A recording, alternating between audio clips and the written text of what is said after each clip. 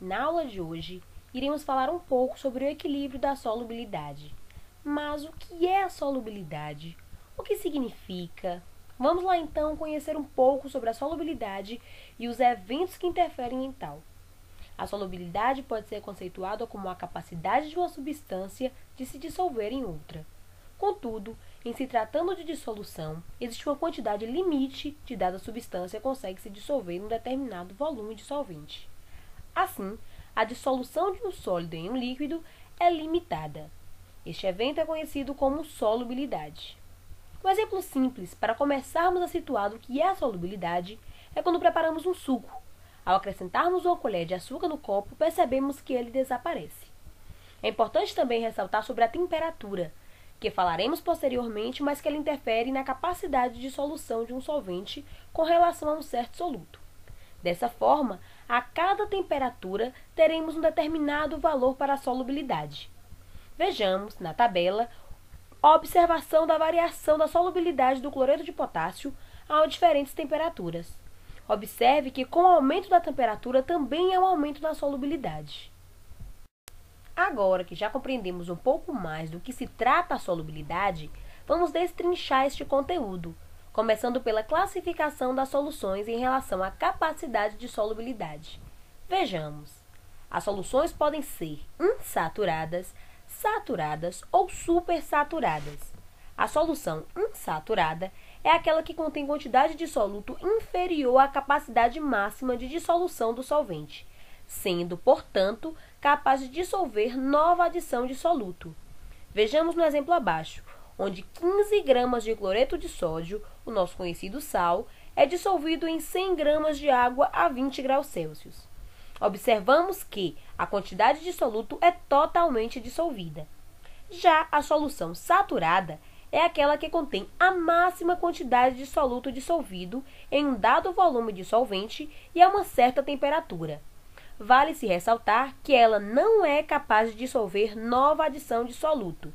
Vejamos no exemplo que aumentamos a quantidade daquele cloreto de sódio do exemplo passado, mas não alteramos a quantidade de água. Assim, o soluto é completamente dissolvido, mas já está no seu volume máximo de dissolução. E, por fim, a solução supersaturada, que é aquela que contém mais soluto dissolvido, sendo que este tende a precipitar parte deste soluto, assim como vemos na imagem abaixo na solução 2. Agora vamos falar um pouco sobre equilíbrio de solubilidade. O equilíbrio de solubilidade é um exemplo de equilíbrio heterogêneo, que está relacionado com a dissolução e precipitação de substâncias pouco solúveis. Mas como assim? Vamos a um exemplo. Se considerarmos uma solução saturada de cloreto de prata e for adicionando esta a uma solução saturada, verificamos que ocorrerá a formação de precipitado e passamos a ter uma solução heterogênea, ou seja, com uma fase líquida e uma fase sólida. Assim, nestas condições, ocorre um equilíbrio entre as duas fases. Este caso pode ser representado assim. Mas onde ocorre este equilíbrio? Quando ocorre? Entende-se que o momento em que a velocidade de solução iguala-se à velocidade de precipitação corresponde ao instante em que se estabelece o equilíbrio de solubilidade do sal em estudo. E o que é o KPS? O KPS é o produto de solubilidade e é constante para uma dada temperatura. Se o produto das concentrações molares dos íons com seus expoentes correspondentes, PI, é menor que o KPS, a solução não está saturada, ou seja, não haverá formação de precipitado. Observe que, se PI é menor que o KPS, a solução é não saturada e não haverá formação de precipitado. Se PI se iguala ao KPS, a solução é saturada, mas não haverá formação de precipitado. Mas se KPI for maior do que o KPS, forma-se precipitado ou a solução está supersaturada. Vamos observar agora alguns fatores que influenciam nessa solubilidade. Há, por exemplo, o efeito da pressão, que não é tão significativo e prático, visto que líquidos sofrem menos o efeito da pressão do que os gases. Além disso, em geral, as soluções são trabalhadas sob pressão atmosférica. Outro fator é a temperatura, que já citamos anteriormente. Entende-se que o grau de dissociação de um sal solúvel aumentará com a elevação da temperatura em geral. Assim, a solubilidade molar também aumentará. Evento este comprovado na tabela que mostramos anteriormente relacionando temperatura e solubilidade. Vale-se ressaltar que as reações exotérmicas liberam calor e a solubilidade diminui. Já as reações endotérmicas absorvem calor e a solubilidade aumentará. Isto ocorre na maioria das reações. A água, por sua natureza polar, vai acabar exercendo sobre ânions e cátions do soluto o efeito de solvatação, gerando assim íons hidratados. E é essa força de atração que é capaz de quebrar as forças que mantêm a estrutura cristalina do sal. Os solventes orgânicos não apresentam essa mesma capacidade da água, e entende-se então que muitos sais inorgânicos são pouco solúveis nestes solventes.